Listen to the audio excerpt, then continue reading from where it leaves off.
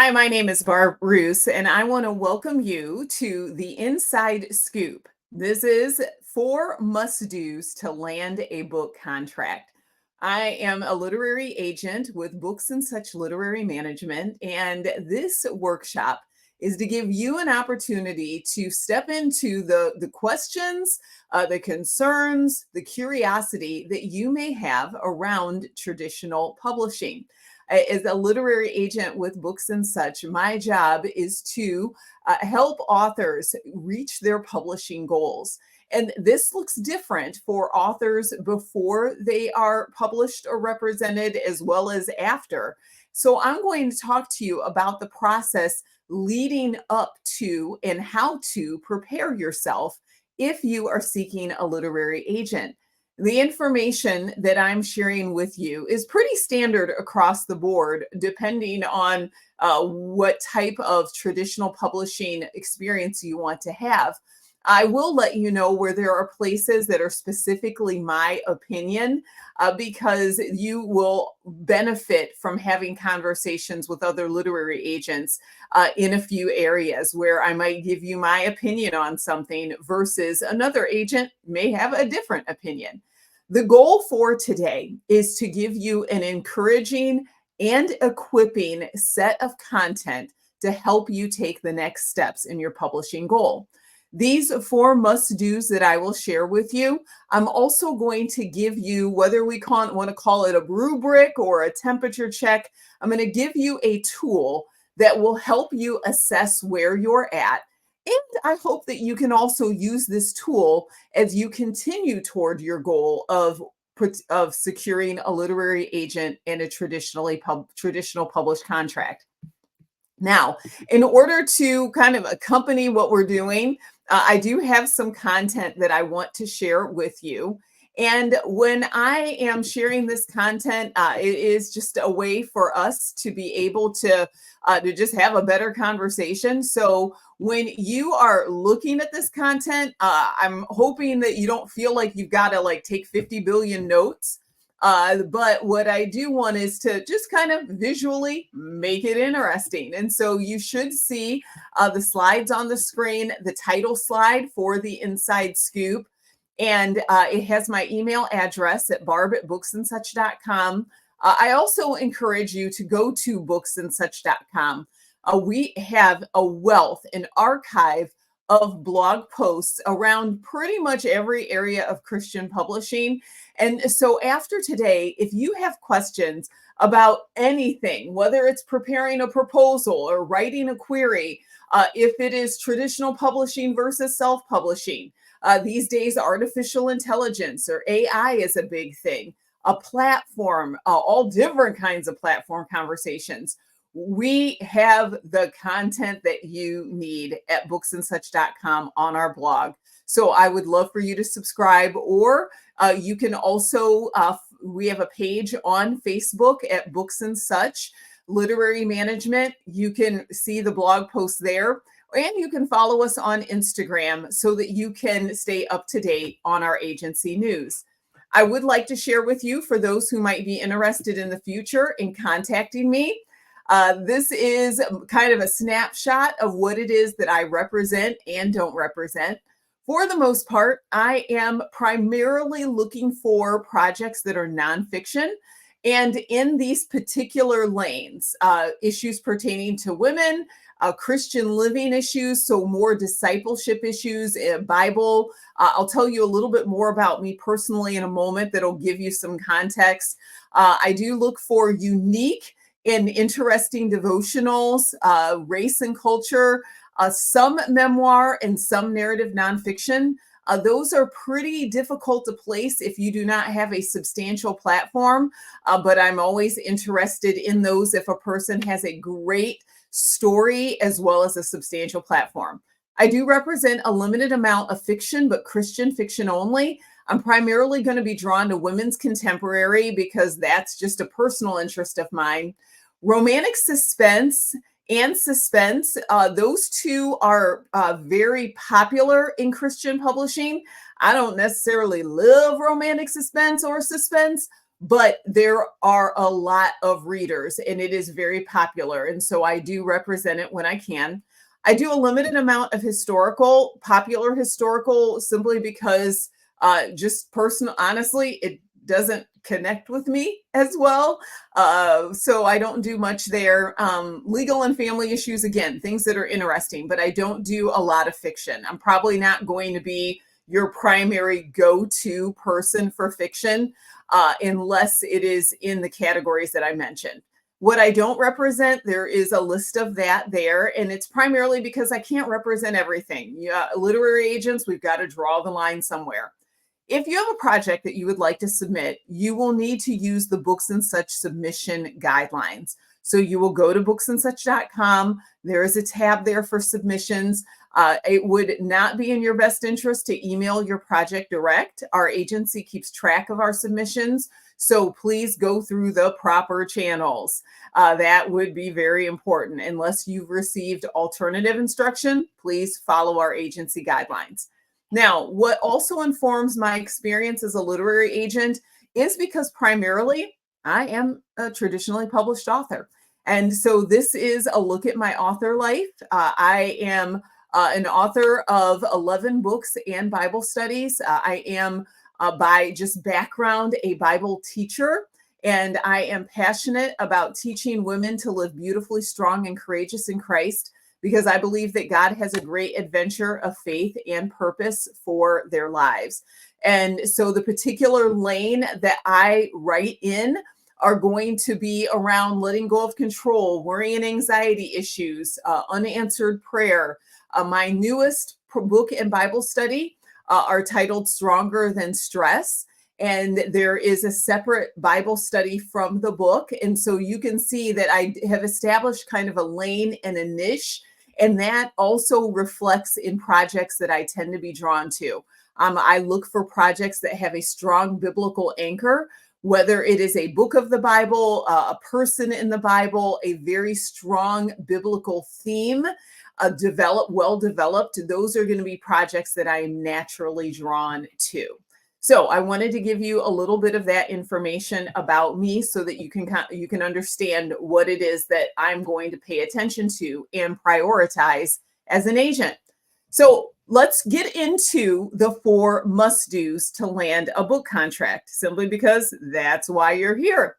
So the 4 areas that we're going to talk about today: signing with a literary agent, a marketable and sellable book proposal, social proof or an active platform, and let go of control. Those are going to be the 4 areas that we cover. And I just happen to have ice cream cones because it's titled The Inside Scoop. That title is actually based off of a book that our Books and Such literary agency owner, Janet Grant, and our vice president, Wendy Lawton, they actually wrote a book called The Inside Scoop. That book is still available on Amazon, and it goes through with 2 well-known industry professionals what it takes. So if you want to do more reading, look for The Inside Scoop by Janet Grant and Wendy Lawton. So let's get into these 4 areas. And as we get into them, I mentioned that I'm going to give you kind of a temperature check device, a little rubric. So I will give you a few moments after I cover each of those 4 areas to assess yourself. The 3 ways you assess yourself are red. Red doesn't mean stop, and it doesn't mean bad. It simply means not ready. It's a space where you go, yeah, I am not ready in this area. And that means I've got some work to do. That not ready could mean that you either stop, that you redirect, like you kind of change directions because what you're doing isn't working, or you rest. You are just gonna like take a little bit of a break. A yellow means you're making progress. When I say risk revving your engine, that's the place where you're gonna like kind of make a big move where you go, okay, I'm making progress, and so I'm gonna step out in faith and do that next thing. Making progress also means that you know you're intentional, you know your lane. You're not trying to do everything, trying to see what hits. You have some intentionality. You're asking lots of questions. You're really curious. You're not closed off to figuring out new things and seeing things from different angles. You are flexible. You are willing to go, okay, I'm making progress, but I'm also not going to like dig my feet in. And you stay present.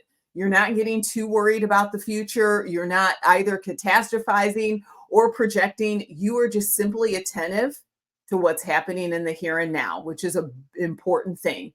And then finally, green is good to go. This is where you are moving forward, where you know, hey, I am exactly where I need to be. So this is the rubric that you're going to use, and I'll explain more about how to do that in a moment.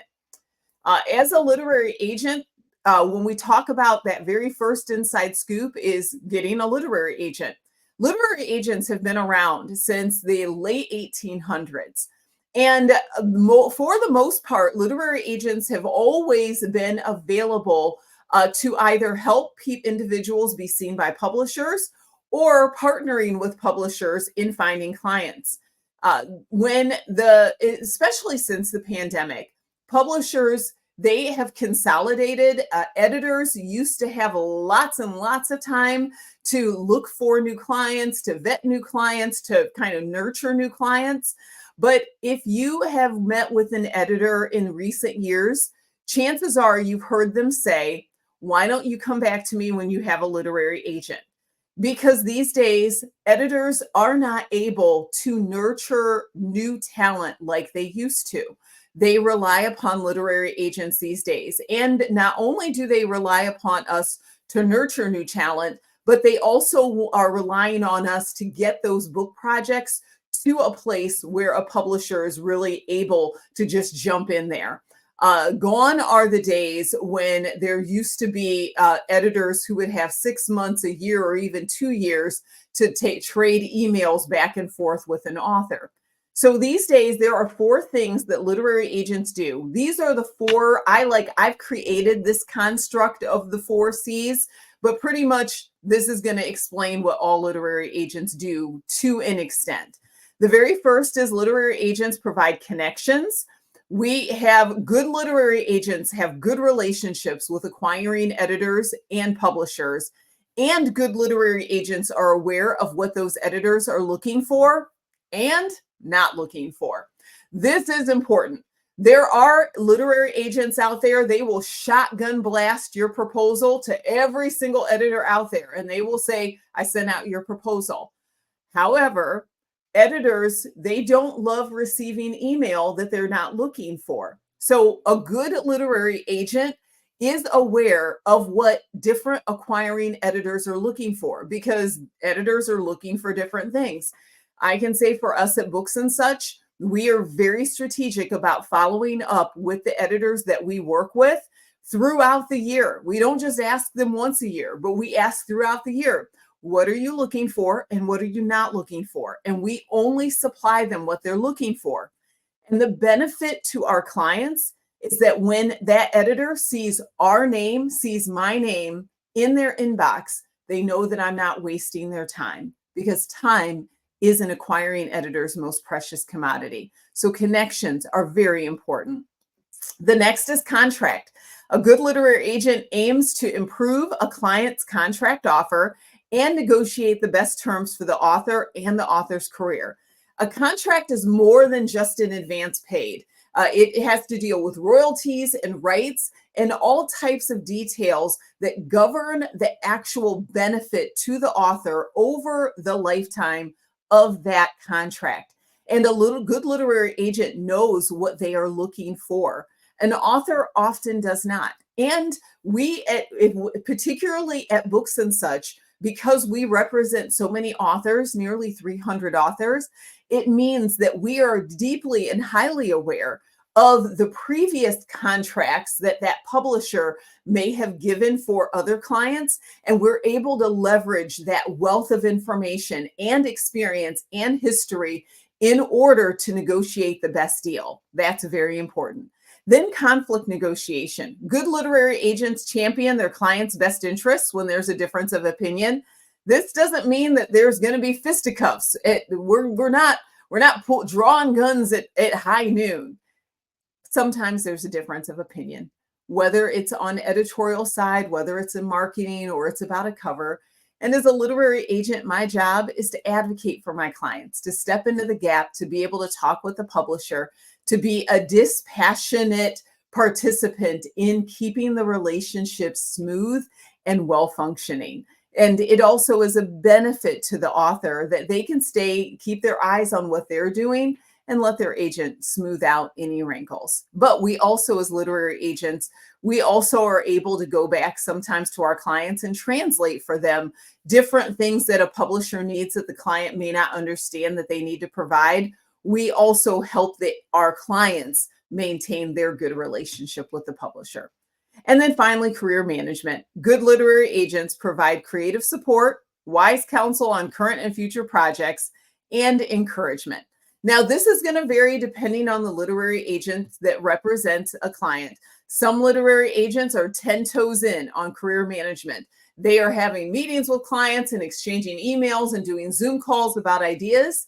And other literary agents, that's not so much their thing. It all depends on what a client is looking for. Books and Such, we tend to be a full service career management agency, which is why we are highly selective on the clients that we take, because we are so involved in the crafting of their career and their projects. We really do help them pay attention to what's going to be best for their career. So those are the 4 things that a literary agent does. Now, I don't know what it is that you are looking for, but if you know that these are some of the things you're looking for, here's an opportunity for you to reflect. Are you ready to seek a literary agent? Are those the things that you are looking for in a publishing career? If that's what you're looking for, you go, yep, I need all 4 of those, then that's a green light for you. If you're not sure, like if you're just kind of looking at things and just going, I'm not sure if I've got myself together, that might be a yellow. And if you're at the beginning of the journey, do not be embarrassed at all. If you go, you know what, I'm red. I'm just still gathering information. That's fantastic. Be honest about where you're at. So how would you evaluate yourself? Are you green, yellow, or red? Make note of that. Next, let's move on to marketable and saleable proposal. Now, this is a phrase that I've become very, very fond of. Now, other literary agents may not use this specific phrase, but I like to use it because it communicates what I specifically am looking for. There are millions of books that are out there. There are millions of ideas that individuals have, and they will submit proposals or pitch different ideas. But there is an essential ingredient that is absolutely required for traditional publishing, and that is marketable and sellable. These are books that appeal to a distinct audience. If it's a novel, it has an enticing hook. If it's nonfiction, it has a targeted felt need and pain point. Both books have compelling needs. This is the kind of book that a person sees on a bookshelf, or they see as they're scrolling through Amazon and they go, that's the book I need right now. Most of the books that are out there are books that shoppers would go, oh, that's nice. I'll get it at some point. What is marketable and sellable is a book that a person goes, that's got to go in my cart right now, whether it's a novel or whether it's nonfiction. And what I like to say is that novels must hit the hot button of tickling a reader's imagination and stoking curiosity. If it's a story that they've heard before because they've read it somewhere else, they might buy it at a certain point if they're bored, or if they're just like, but that's not going to get them excited. Same with nonfiction. Nonfiction books should offer a clear journey from hurting to healing, from pain to purpose, or apathy to an adventure, in a journey that the reader can follow. It's more than just having your own story. There has to be a path that helps the readers get to their story. So these are some of the elements that I'm looking for marketable and sellable. In another way, I like to say that marketable means that it contains this universal appeal, that there's an audience, that there are people out there who are looking for that kind of book. That is a marketable book. A sellable book, that's a book that's got something unique. It's got something enticing. It tickles the imagination. It stokes a person and they go, I need that. Those two elements fit together like a sandwich. And in the middle is your story, is your creative ideas, it's your writing style. All of this makes up the marketable and sellable proposal.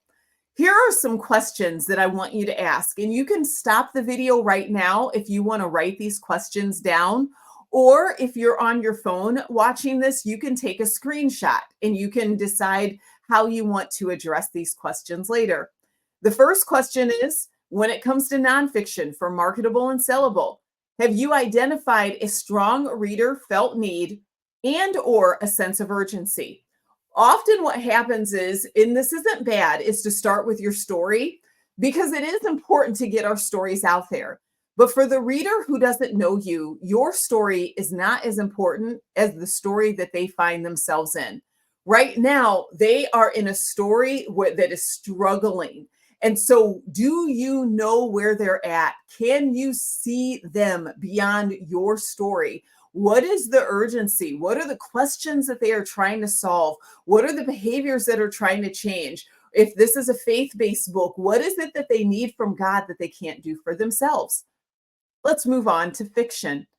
When it comes to marketable and sellable, a question that you have to ask is, do your characters have compelling and believable stakes to drive the plot line? Every novel has a plot, meaning the story starts at a place and then a story travels. But in between those plot points, the stakes are what keeps people reading the pages. What is at risk? What are their motivations? What are their downfalls? What are their insecurities? What's keeping them from their goal? What are the dilemmas that they are trying to decide between? That is what we are looking for, because that's what's going to make a story spicy and interesting and compelling. Then, if you're writing fiction or nonfiction, a question for you to consider. This is the third bubble. Have you identified comparable books similar to yours? Sometimes we can hesitate in looking for books that are similar. We might have this sensation, but oh my gosh, they already wrote that book. Why should I write my book? Well, the reason why you should write your book is because those other books, they are not going to be written like how you would write the book. You're going to tell the stories differently. You're going to use different words. You're going to have different stories, different illustrations, different visual moments. And so don't be deterred by finding books that are similar to yours. You want to find books that are similar to yours. If there are no books that are out there like yours, then that makes me wonder whether your concept is marketable. If there's no audience, then who do we know who's going to buy it? But if you do find books that are comparable, then you want to be able to identify what is unique, because that's what's going to sell your project. And then finally, marketable and sellable, a key piece of this is the deliverable, that final bubble. Have you formulated your book proposal, including sample chapters if you're nonfiction, or, well, the sample chapters for fiction and nonfiction? Generally, we want to have 3 chapters. If you are writing nonfiction, then I'm going to need chapter summaries. And these chapter summaries should detail kind of the journey from here to there that you're taking the reader on. If you're a novelist, I'll be looking for a detailed single-spaced synopsis of your entire story.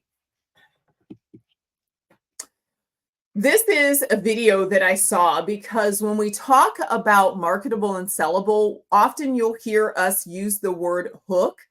And if you're familiar with a hook, that's a good thing. Many people are familiar with hooks, but the problem is that we don't actually craft a really good hook.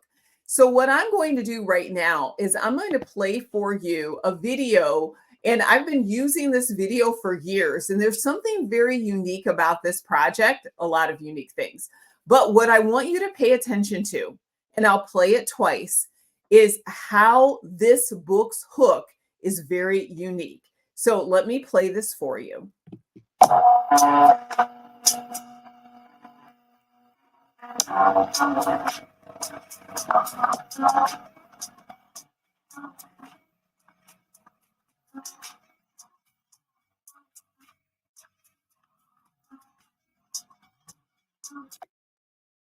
So I'm going to play this again.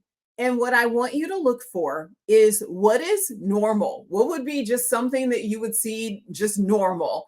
And then what is the twist? What is the twist that this novelist has? And so let's go ahead and play it again. You can read the subtitles if for some reason the volume isn't coming through well. So let me play this again.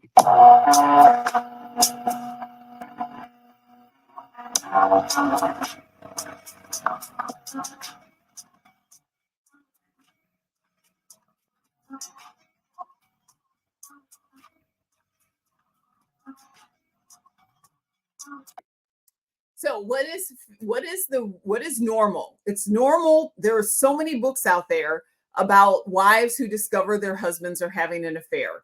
Like that is a plot line that has been done over and over and over again. And here's the thing.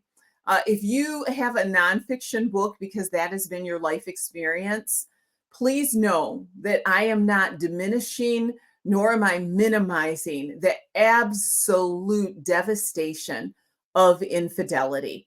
That is something that I am so sorry if that includes your life experience. When we are talking about publishing, when we're talking about the business of selling books, this is a pretty common storyline, which is really that's rough, and it can be a husband who is unfaithful to his wife, a wife who is unfaithful to the husband. Like those are very common. But what you see is different is that she is a defense attorney and she's going to defend her husband. That is the twist. That is the hook of the book. That twist there that she still loves him and she's going to defend him because that's not what people would normally expect. So that is the hook of the book that makes it very unique. Now, I also use this as an example because this is a self-published book. And if you go on Amazon, I think that there are over 40,000 reviews on this book. And so that's just a little note there that that it is about understanding. We'll talk about platform in a minute and about building an audience, but this book has definitely hit an audience. So right now, what I want to give you an opportunity when you think about the topic of marketable and sellable for your work in progress. Right now, are you red, meaning that you go, my book does not quite hit the threshold for marketable and saleable? You recognize that you've got some work to do, that perhaps there isn't this very substantial reader felt need, you cannot articulate it, or perhaps you know that your hook is not sharp enough, that it is pretty mundane and needs some work. If you're yellow, maybe your book is marketable or it's saleable, but it's not both. Or perhaps you know that you can sharpen your hook a little bit more, whether you're fiction or nonfiction. And then you're green. You know that you have hit marketable and sellable, that if you're nonfiction, you've got a substantial reader felt need, you've got a unique selling feature, or it's a novel, you've got a really strong winning hook. Where would you evaluate yourself? Take a moment and think that through. Next, we're going to move on to the third must do in order to land a book contract, and that is the question of social proof, also known as platform. This is probably the space where people are feeling the most amount of pressure or insecurity, apprehension, you name it. What I want us to do in this moment, before we jump in this conversation, is if you're tracking with me, I want you to take a deep breath. Just do it. In fact, I'm going to stop sharing here for a moment, and I'm going to have you take a deep breath. And then just push the air out. I don't want to make any assumptions, but what I know is, as an agent and as an author, that this is an area with a high degree of tension for many of you. And so, what I want to let you know is that this is a safe conversation. I want you to be open handed about where you're at. I want your inner dialogue right now. I want you to take that inner dialogue captive.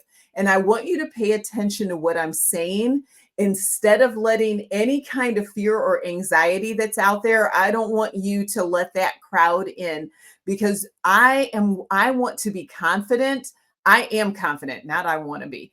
I am confident that God might be speaking something new to you in this part of the conversation. So I don't want you to have fear or anxiety obscure or get in the way of something that God may want or need you to hear. So let's go ahead and get back into this. And this conversation is about social proof. And the reason why platform is such a big conversation and it feels so looming is because authors do feel a lot of the weight of getting their book out there. Once upon a time in a land before e-marketing and Amazon, publishers did own the platform. They had the direct connection to selling to an audience. So an author could write a book and walk away from it and never think about it ever again. But once we got to the advent of self-publishing and Amazon, where there were opportunities for authors to go directly to consumers, one of the consequences of that whole new world opening up is that publishers lost their hold on platform. So even though the move was really great for authors, the unintended consequence is now we do need to have an audience. And in fact, an author, with few exceptions, the size of an author's platform is going to be directly correlated to how well they sell books. There are exceptions, but though they are exceptions. So the reason why we want to lean into this discussion is because when you build social proof and you build platform, then you're actually able to get that story that you love and adore out there. So let's talk about what some of the elements of platform look like. The very first is, and this is something that you can control, is having an on-brand website that includes updated headshots, recently populated content, and a lead magnet. If you go to your website right now, and many people kind of when they first get started on this journey for publishing, they get really excited and they plow a lot of money into getting a website built and everything looks pristine. And then like a year passes and then 2 years passed and then it's 5 years. And because you're still working on things, you don't necessarily go back and update your website. And so things start looking a little less than fresh. So what my suggestion to you is you don't have to have a revamp on your website. You don't need to bring in a web designer and trash it and start from scratch unless you are on an outdated platform. Outdated platforms are like blogspot.com. I'm also not a fan of platforms. If you want to be a professional author, platforms where in exchange for advertising, that you have a lot of non-branded advertising on your website to save money, that isn't a great look. And so if you've got one of those, I want to urge you to move away from that. But if you've had your website for a while, it may be a matter of updating your headshots. That can freshen up the website. It may be updating the graphics. You can do that in Canva without having to like completely redesign the website. If you are not skilled at Canva, you may know someone in your network that you can pay a certain fee and they can update certain graphics on your website. Or you can hire a freelancer at like fiverr.com, Fiverr. You can hire them to make different graphics. You just have to give them the sizes. But that's one way to update and freshen your website, which I suggest you do once a year. The next part, and also just so that you know, if I hear a pitch from you or I receive a proposal from you that I think is somewhat interesting, one of the very first things I'm going to do is go to your website. And so I'm looking to see, is this person, are they preparing themselves for a publishing career? The next, number two, is a robust email subscriber list with regular and engaging communication to an audience. Do you have an email newsletter? And some people call it a subscriber list, not necessarily your blog. This is an email list. And this list is a personalized way of you connecting and communicating with people. Third is, do you have an active on-brand social media on 2 platforms? There are a lot of different authors who are on social media, and many are just kind of sharing whatever, whenever. What I'm looking for is, how intentional are you? Are you on brand? Are you discussing topics that are going to draw an audience in? And if you're not sure what that looks like, I'm going to give you a tool that I share with everyone called the Rule of 3. I'll explain that in a moment to help you if you feel like you're not really on pace when it comes to the things we're talking about. The last bubble is engagement from the audience in the form of comments, likes, and shares. It's not enough for you to just be sharing stuff on social media. Do you have engagement? Are you responding to comments? Are people leaving comments? Are they liking? Are they sharing? Or do they feel like they are engaged with what you are doing? And that is something that I am checking for. After I check your website, if you've got a project that interests me, I'm going to find you on social media. I'm going to check Instagram first, and then I'm going to check to see if you have a Facebook author page, which is pretty generic and basic. A Facebook author page is like a phone book. It's like, remember the old-fashioned phone books? That's like you being listed in the phone book. But I want to see that you are posting on a regular. Now, does that mean every day? Not at all. Does it mean like a couple of times a week? For sure. If I go to your blog or your website and I can't see any content in the last 2 to 3 months, I'm going to go and look and see, is there a family emergency? Is there a reason that they're missing? I'm going to check your social media.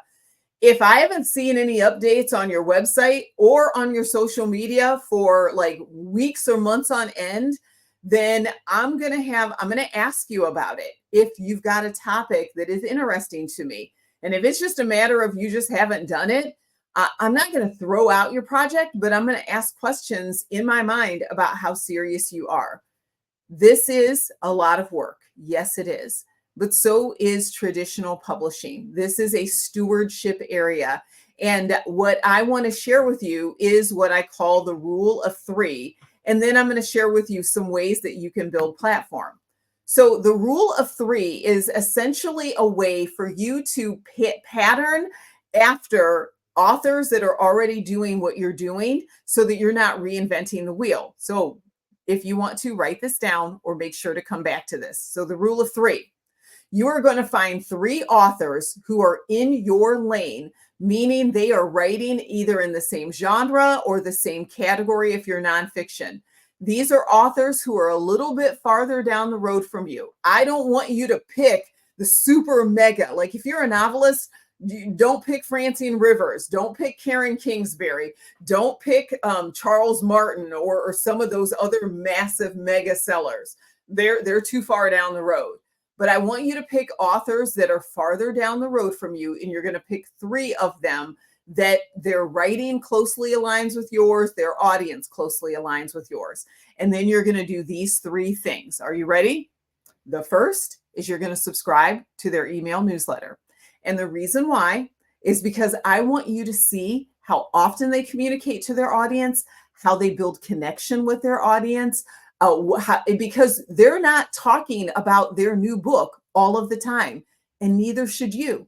So you want to find out, what is it that they do? How do they add value to their audience's life? Because adding value is this way of being able to nurture and bless people. Can I tell you a secret? Many of you who are pursuing traditional publishing and you've got this dogged kind of focus on, I've got to get an agent, I've got to get my book published, you are missing an incredible opportunity that God has for you to nourish and nurture people right now. This is this place in Luke chapter 16, verse 10, Jesus says that we've got to be faithful in the small things.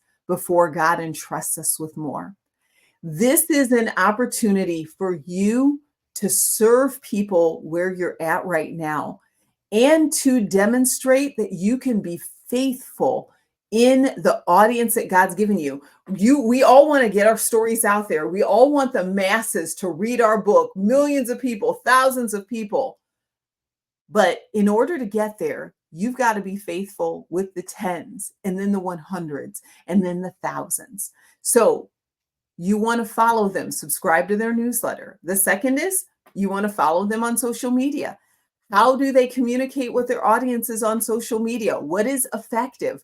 Read the comments of the people who they are posting content to, because those comments will let you know what it is those people are looking for.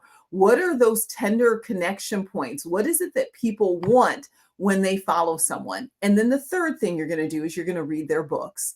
You're going to become a student of how they do their craft. So those three things, my rule of three, this is that next step that you need if you feel like you've been floundering with platform. Now, let me break platform down for you just to give you some options on how you can build platform.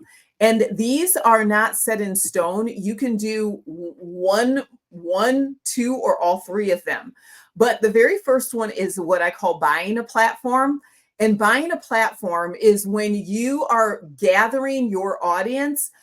Perhaps you're hosting online classes or you do online content. One of my clients, she hosts a series of challenges and classes, online courses, and she has thousands of people. I've known her since her mailing list was at 16,000.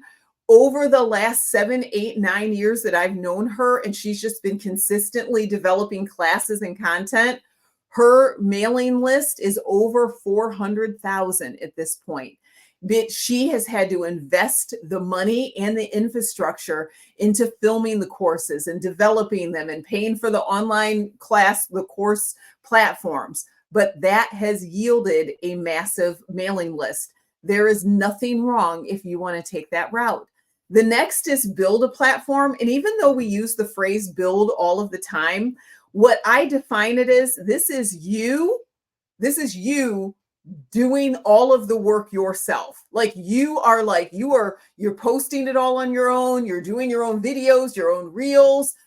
Everything is just coming from you, which can be hard and exhausting, but hey, that's where we're at. I've spent years building my own platform, writing my own content, my own articles, hosting my podcast.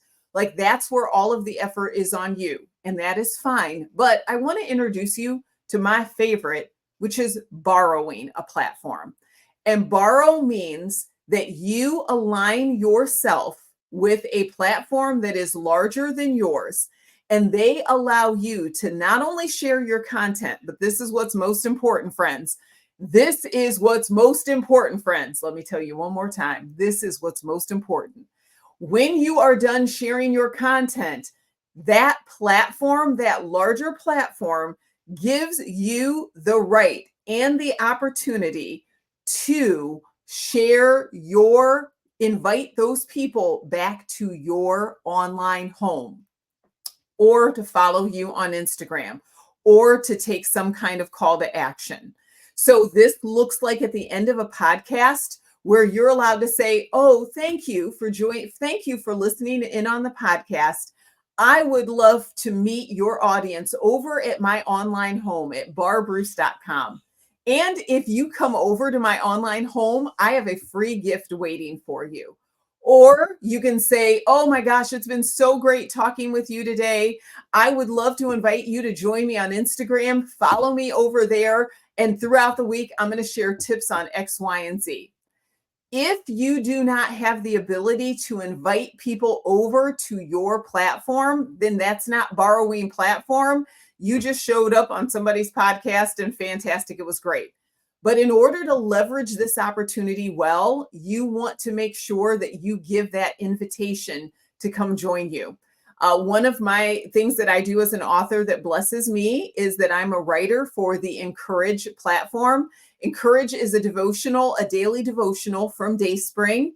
And there are hundreds of thousands of women who read this devotional every day. And I'm honored that I get a chance to serve with devotionals every 6 to 8 weeks. And I also give women an opportunity at the end of the devotional to come over and take some kind of next step. So this is an opportunity that allows you to grow your platform by joining with someone else who shares the same audience. So I hope that's helpful. Now, let's talk about where you are at when it comes to platform. Red means you are not ready. And often people say, "Well, Barb, what's the benchmark for me to determine where I'm at?" Well, what I will say is that if you are a novelist, you'll want to make sure that you've got an email list as a basic and your social media. And you're going to want to make sure that you've got at least 1,000 to 2,000 before in your mailing list before you start sitting down with literary agents. That's for novelists. When it comes to nonfiction, you are going to need a very robust email list because, again, the size of your email list is going to be in direct proportion to how many books you're able to sell. And publishers are looking for authors that can sell a substantial amount of books. And so you're going to need a pretty sizable email list. Literary agents and publishers, they all differ on what the minimum size should be, but just know it's going to be in the many thousands. You can do some checking at our Books and Such blog, or you can check Reddit, or you can talk amongst your friends, and then you can make a determination. So, red, is this a space where you go, "Yep, I've got some work to do. I'm not ready. I've got to prayerfully just get after it"? Yellow is you're making progress. You can see regular incremental growth, which is very successful. If your mailing list is growing each month, if your social media is growing each month, figure out what you're doing to make it grow and do more of that. And then green, you're good to go. If you know that you've got regular, consistent growth and your platform is at that good size, then that means, hey, go ahead and reach out to that literary agent, pitch that project. So take a moment and discern where you are at. And wherever you're at, it's okay. It's just good to be honest about that starting point. The last thing I want to talk to you about, and this is the last element of the inside scoop, this is about these two questions, because we've talked about having what it takes to get a literary agent. That's one element of getting a book contract. The next element is having a marketable and sellable proposal. And then we talk about platform. But that fourth element is about recognizing what you can control and what is outside of your control. And this is important to you because you can drive yourself crazy on things that you have absolutely no control over. But it can be very fruitful when you are able to lean in and be very intentional about what you can control. And so as we've had a conversation today about those areas, about literary agent representation, a marketable and sellable proposal, as well as platform, right now, I want you to take a moment and just jot down, what can you control? I shared with you the rule of 3. That's one thing that you can control. Finding and following those author mentors that are going to help you kind of craft and be more intentional about the content that you share and how you can build an audience. Other things that you can control is what does your website look like, and does it need to be updated? You can control how often you're putting new content on your website or how often you're sharing on social media. You can control making it a priority to attend a writer's conference and pitching your novel or your nonfiction to a literary agent. There's so much that is within your control. What is out of your control? Well, some of it is timing. You may not be able to pitch the agent that you want at that particular conference because that agent isn't there. You may not be able to determine the speed at which your platform grows, as much as we would love for that to happen. What else is out of your control is the ebb and flow of topics and which topics are popular when. You may have a topic that you have loved for years, but that topic may not be right now on the hot list. And so you may have to write about something else. Or maybe you've been, if you're a novelist, you've been writing or you've had that novel out there, you've been pitching it for a couple of years now and nothing has happened. You may need to set that novel aside and start a new novel.